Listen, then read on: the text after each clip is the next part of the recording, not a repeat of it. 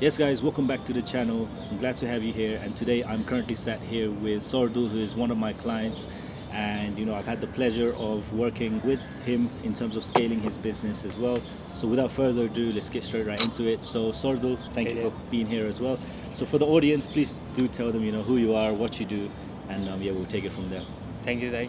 So, my name is Sardul. I basically run an email marketing agency and help coaches basically scale their business and generate more revenues and improve their back end. And I basically got in contact with Abes Tai through a mastermind from which we started working together. So, yeah. Cool, amazing. So before you getting into the email marketing side of things, right? Where were you? Like, what did you do beforehand? Started my first ever business while I was in uni. Basically, I think first, second semester, I was doing something like side hustling, sometimes drop shipping, sometimes other things. But one was I was trying to build a platform online, and I grinded that out for like let's say 1 year or so. Was not really profitable, and after that, I basically started stumbling upon Andrew Tate's content and like his basically reels and stuff like that. So I was like, he basically had Hustlers University or the real world. I found it quite interesting, and I did not have a lot of money, but I had like about a few $100, maybe $100 in the bank. I was like, screw it, let me spend this $50 in this, and let me see if I can make it anything. So I basically took the subscription, went through that for like 2 months or so. Then I did not have the money to pay for it, but I still learned all of the things from there. Started doing outreach, and after that, maybe in 6 months or so, I landed my first ever client. I basically started out as a copywriter. After that, I had one client, tiny client, who was paying me about $300 or something, still paying me more than what I was making in my current job. So I left my current job and started the agency, and here we are. Yeah, and props to Sordul as well, because when we first met, it was, I think, October, right? Yeah. Like 6 months ago, we met at one of our good friends, Ankit's event, and this is where we initially connected. And off the back of that, we connected again. Yeah. And this is where you was at like 3K per month, Yeah, right? 3.5K, it was on and off. But yeah. Yeah, with the agency. And Sordul initially just reached out saying that he needs help with his agency side. He needs to scale, and then we kind of started working together. So yeah, and fast forward now, this month he has done, was it 11K? Yeah, 11K in This revenue. month, from 3K to 11K in a very short amount of time as well. So the growth that he's had, it's amazing to see as well. And just being part of the journey where when he was at 3K and now 11K, and he's even he can do 20K this month, but he's got so much clients right now that he's stopped taking them on. So essentially it's a good problem to have, right? But yeah, what's been like your journey so far in terms of like the services that I've helped you out with in terms of the consulting side and just overall in general? So we basically made, I guess we started working 3-4 months ago. It hasn't been that long after, I think, a second mastermind that we joined together again. And yeah, so initially, like before actually having conversation with you, my mind was really like a freelancer. Basically, I wanted to do everything myself, and I was just grinding out outreach myself, fulfillment, everything. I was doing it myself. And after like actually having conversation with you, I also remember like us talking, and basically I asked, what's your plan to grow on just a personal basis? When we were having conversation, you told me that hiring more competent people better than me. So I was like, okay, that is what I'm going to do. And obviously there are other parts in terms of the sales process as well that you helped. And yeah, that's about it. Hired more people and got myself out of like doing everything myself, like outreach, hired a couple of setters, told them to do everything, setting for me, started booking calls more consistently. Then came the sales calls part, where I basically, my tonality was off, everything was kind of off. So I basically like the reviews that you did for my sales calls as well, and then sales process altogether. It really helped me become more confident in sales calls, because initially I was like very shy and scared in sales calls. But after the feedbacks and stuff like that, I implemented that, and that's how I closed all of the people. Yeah, no, that's amazing. And like when you was at that 3K month mark, right? Yeah. Like what do you think you do differently now as opposed to what you was doing at 3K per month? Again, it's delegation, more delegating people, and it's also consistency, because when I was at that point, I was doing everything myself. So, okay, I have to write one email for a client, do it myself. I have to send outreach, do it myself. Do follow up, do it myself. I really started like implementing all of the delegation system that you kind of showed me as well. And even in sales calls as well, like it was I was very scared. And just my sales calls got way up, my conversion rate just went up, and that really helped me sign. One point I was not booking calls. After I started having systems and became consistent, I had calls, and after that it was just converting those calls, which again the sales call improvement and all of the sales consulting helped. In terms of yourself hitting the figures that you're hitting right now, right? What do you feel like has changed within yourself? Like, do you feel like you're still that same guy that was hitting 3K per month, and now that you're hitting 11, 12K per month, do you feel like there's a change in you, and do you feel like it's actually hard to get to 11K per month? Absolutely, lot of things have changed. It's just so much in terms of confidence as well. Like previously it was like, okay, didn't know if I could hit it, and even in terms of, let's say, there is always a fear that, okay, what if this does not work again, I'm going to fail in the next business as well. But right now, like, okay, since I've hit this mark, it's like, okay, everything might go south, I might not have any clients anymore, or let's say I might be on rock bottom again, but I know everything that I need to know to again get back to 10K 20K again in next 2 to 3 months, totally from scratch. What's your goals, man? Like you've hit your next milestone, and obviously we're going to get to that 20K 30K in due time. And like I told you earlier, right, like you're scaling at a very good rate, but the one thing that you don't want to do is scale too fast as well, right?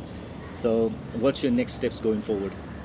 So it's more or less next steps. So the goal would be, let's say, by the end of 2026, if I could hit 50K, which I think with the rate and all of the calls and sales I'm getting, I could definitely hit that. But the main bottleneck is right now, like, okay, I got so many clients, I have too many clients to fulfill, which is a good problem to have. But now it's just like fixing that bottleneck and making sure every system is dialed in, fulfillment system is dialed in, so I can scale to 50K per month consistently. In terms of the infrastructure and the systems, when you initially came in, there was pretty much none, right? It was a little bit inexistent, right? Yeah. So what have you implemented after working with me as well, like in terms of your systems, your infrastructure, your delegation, that has helped you to hit the number that you're hitting right now? So I did not kind of have everything was inside my head kind of. So basically, even if I was trying to delegate someone, I literally had to teach everything from scratch, and I needed to teach them everything that I had in my head. And if somebody left me, then I had nothing to show. Again, I had to retrain everyone from scratch. But what I especially did, or from your help and teaching as well, is focusing on building SOPs. So basically standard operating procedures, where I basically created courses for all of the things that I had to do, especially with outreach. And I was like, after that, I hired someone. I was like, okay, brother, just use this doc to learn everything. And it's like from day 1, day 2, they could just learn everything and they could start executing, versus previously it was like me training someone for 2, 3, 5 months and still like getting half results. Yeah. And it's like, I think one of the main bottlenecks that I saw that you had as well was initially like the limiting belief that you had, like, can I actually hit that number? You know? But now that you have hit it, do you feel like, wow, it's actually quite easy? Yeah, it feels like it's just numbers on a screen. Yeah. It was like basically mountain that I had to cross before I hit that. After I've hit it, it's like, okay, it's numbers on a screen. Definitely easier to hit than what I thought. Obviously, once you get skilled and once you learn everything, then it's easy. Before that, if you don't have the skills and if you don't know the systems enough, then obviously it's hard no matter what you do.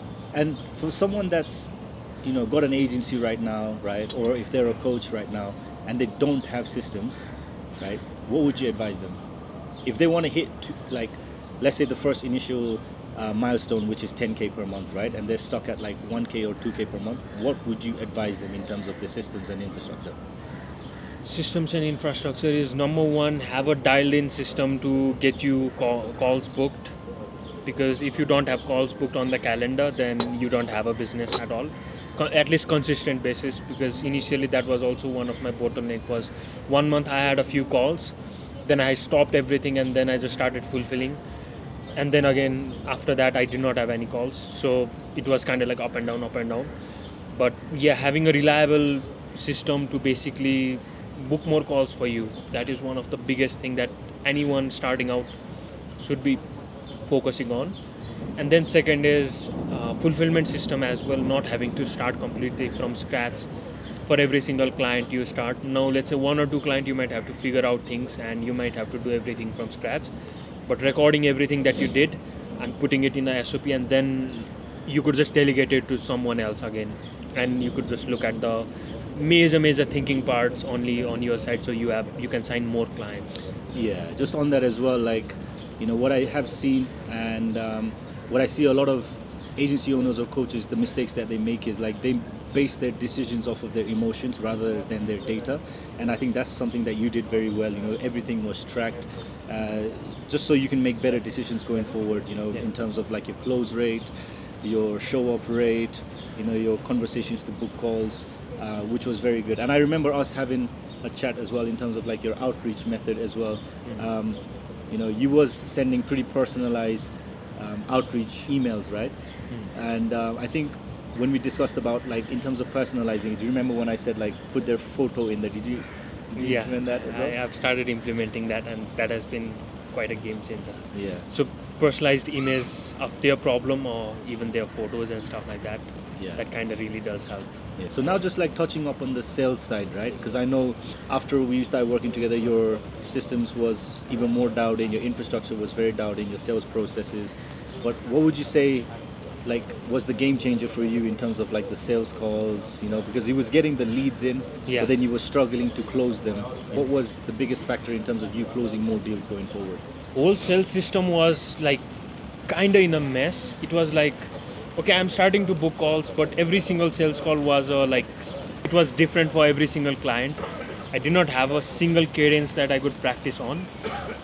So it was like if I had 5-10 calls, it was every sales call I was asking different questions. Every calls it was totally unique things that I was asking.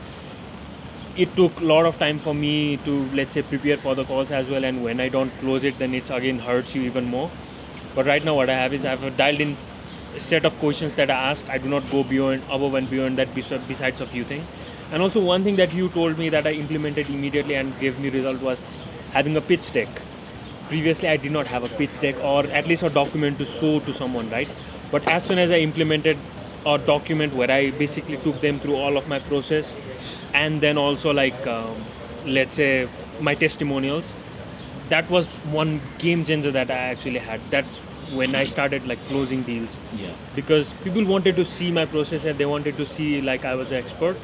Without the deck that like users suggested, I was just making promises, but they did not see anything tangible. As soon as I like implemented from just asking questions to also showing a deck and taking them through my entire process, like that converted so well. On that as well, like you also have a very good dialed in onboarding process in place, right? How important do you think having a onboarding process is for like all the other agency owners or coaches out there? I mean, it is how you set frame. So even initially as well, like when I was signing clients, it was basically like a freelancer. So signing clients and nothing, then they basically give you access. And again, like I had to go back and forth on different things. So it was a mess. What I've started doing is like implementing an onboarding call. So until onboarding call does not happen, like we don't get started on anything. And on the onboarding call, I make sure that I have everything, every logins that I need for the clients to fulfill everything for them as well. So that sets the frame, like, okay, they see me as a professional now rather than some kind of like freelancer who works like an employee for them. So that was a big one that changed for me. And also like weekly communications. Previously, I did not have any communications with client, or I did not update them on anything unless they pinged me. Now it's like I do daily reporting or weekly reporting. So just that has helped me so much retain clients and not make them go wild or like just leave me, because that has been some situations where client left me. Yeah, of course. And like I think a lot of agency owners or just someone that's, you know, providing a service-based businesses, they kind of take time with their onboarding process, you know. Yeah. And I think that's like a huge part that will increase the churn rate going forward. You need to make sure that you've got certain automations in place. As soon as they sign up for your services, they have to be hit with like emails, onboarding within Yeah. the next 24 hours, right? Yeah. What most people do, or I have seen, is like they wait for like an onboarding call in the next 3 days, you know, and that will automatically set expectations for that oncoming Yeah. clientele, and you want to make sure that they're very excited when they do start working with you, right? And the moment that they have like a little hunch, then that will just start off their journey in a wrong way, I would say. Yeah. So, and that's like kind of main issues that I have seen. I think even if sometimes results are not results are not generated for clients immediately because it's marketing. Not everyone is going to get clients right off the bat Yeah. from the beginning. But if they just have a good experience with onboarding initially with you, then let's say you just buy yourself an extra 1 or 2 months of leeway to get them results. Because they're like, okay, this guy is good. Maybe right now it's not working. Maybe let's give him 1 extra month, and that 1 extra month really helps you free up more time and like actually think and generate results for them. Yeah. So onboarding also really helps. Now that you are hitting the numbers that you're hitting, like, what does a typical day-to-day look like for you right now? Yeah, of course, I've gotten a little bit more busier than like previously, but it's also kind of same because I've started delegating more, so I've gotten less busier with the task that I did not want to do and more busier with the task I want to do. And also in terms of everything now, I don't have to look at menu prices and stuff like that, which Yeah. is cool. Like, Did you ever feel like you would hit 10K before? I did have that confidence. It was like, I know it's going to be really hard, but I did have that belief in myself that I could hit it. I just did not know when and how it is going to look like. So that kind of feels like, okay, now that I look at the spreadsheet where I've added my revenue numbers, I'm like, shit, I hit this. With most entrepreneurs as well, like almost all of them have this sort of, not delusional, but this sort of confidence, you know, and to normal people, they're like, and it's a bit funny to them, right? Yeah. Up until you actually hit them, those numbers. I mean, I actually saw someone like basically a good sister of mine or even like good friends of mine, like just sharing my win, like, okay, hey, I hit this. I was like, wow, are you doing something illegal? It's like they cannot believe, and people really believe that, which is kind of limiting belief a lot, that they cannot really make good amount of money until you do something illegal. Yeah. Which is totally not the case. Yeah. So once you say like, okay, it's totally possible to legally make 10K, 50K a month, like they are kind of shocked. That is a limiting belief a lot of people have. And you cannot have that belief and again hit the goal. So you need to really get out of that mindset very fast. Exactly. And for someone that's obviously wanting to scale, what message do you have for them? I think there will be 2 messages for 2 different groups. There will be one group of people who have been at it for some times and they have not hit the goal yet. And they might feel like they don't have chance, or they feel like quitting. And there is always a Shiny syndrome, right? Okay, I have done this for a year or so. This guy is doing something like some other thing, and he literally generated that amount of money or like hit 10K, and I haven't. I would just say keep going, because it was like even 2 months ago I did not know I would hit it, and it's like fuck, all of a sudden in 2 months I go immediately from not making money to making 10K. So that can happen very quick, and you don't know how it's going to happen, but it's going to happen. So you just have to trust yourself and keep on going on and keep on grinding no matter how bad you feel. In terms of like what I see as well with people wanting to scale is like they focus too much on the micro tasks as well. You know, they like, yes, you want to do everything yourself because you are going to be the founder, right? It's great, but you also have to think about like which one of those tasks are actually income generating tasks and founder tasks, right?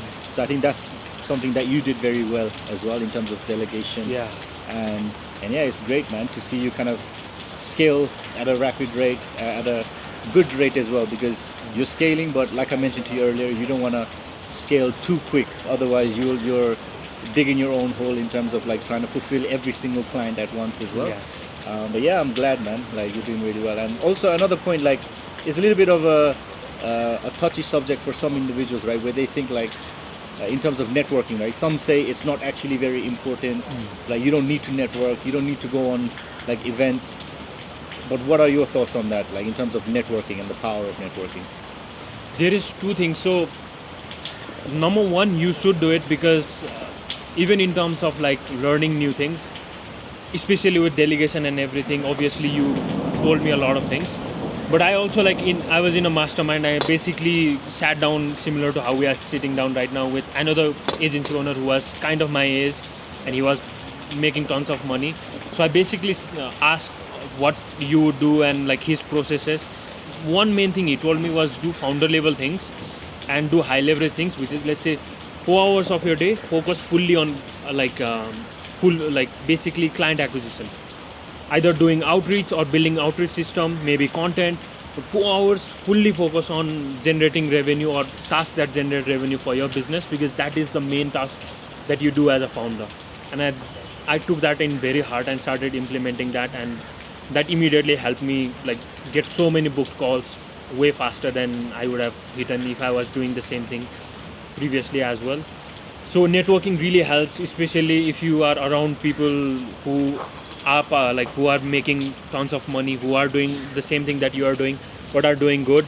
It just motivates you to do more as well in terms of networking. But there is a dark side of networking as well, where you can go down a rabbit hole, where you just end up going network.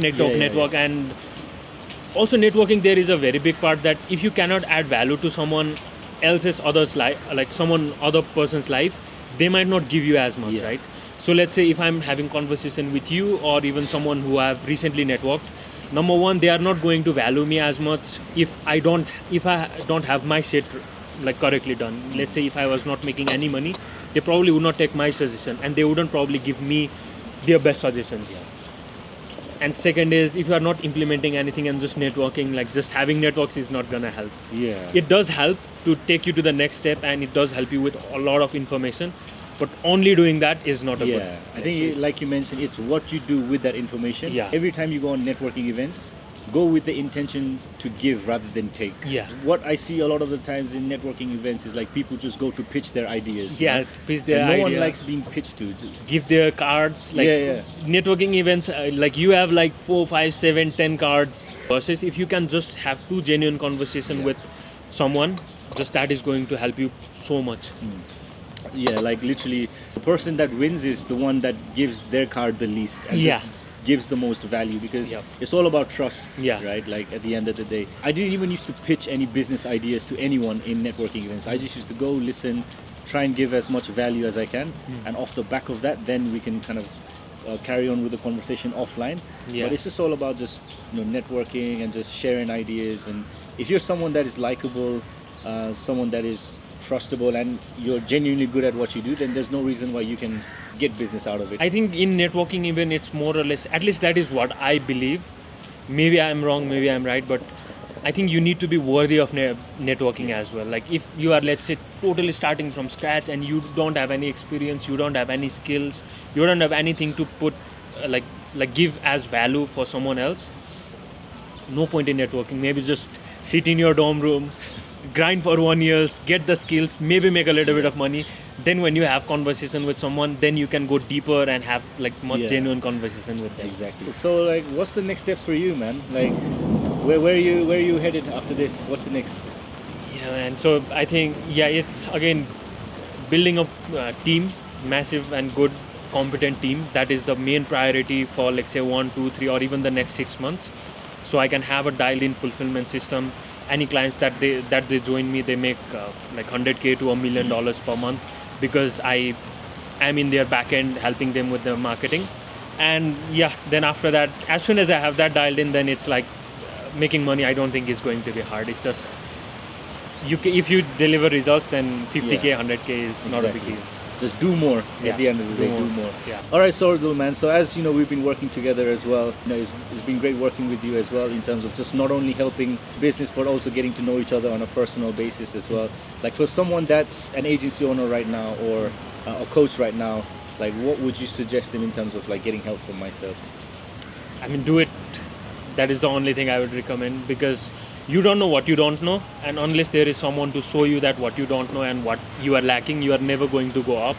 And Abesta is one of those guys that I would trust just to help me scale. Like he has helped me a ton in every aspect, and just even being around him and just having conversation with him just helps you like make more money, because we were in kind of similar kind of niche as well, right? So we Yeah. had a lot of conversation, and it's just like, boy, okay, if someone from Nepal can do it, then I can definitely do it. And it's just been a big motivator as well. So mindset side of things, absolutely. Then even the systems and everything side of things, absolutely. So those are the two things that you need to scale. So do it, man. Yeah, amazing, man. And I think like on that as well as business, no matter if it gets to 30, 40K, what's also important is like the relationship that we build going forward as well, because not everything is always about money, it's always about business. It's also about the relationship, the connection that you have, Yeah. and just going forward as well, right? Yeah. But yeah, Sordo, man, it was amazing to have you here, and in terms of the growth that you've had, it's been amazing to see your growth, man. Thank you so much, bro. It's a pleasure, brother. I love to kind of jump on this interview again in the next couple of months' time when Yeah, you do maybe. hit 50K. Yeah, maybe. And do you have any final message that you want to give to the wider audience? Yeah, just keep going. It will feel like you might not be able to make it, but you just don't know how things turn out. As you keep on taking action, it just happens. Yeah, nice one, man. Ciao, man.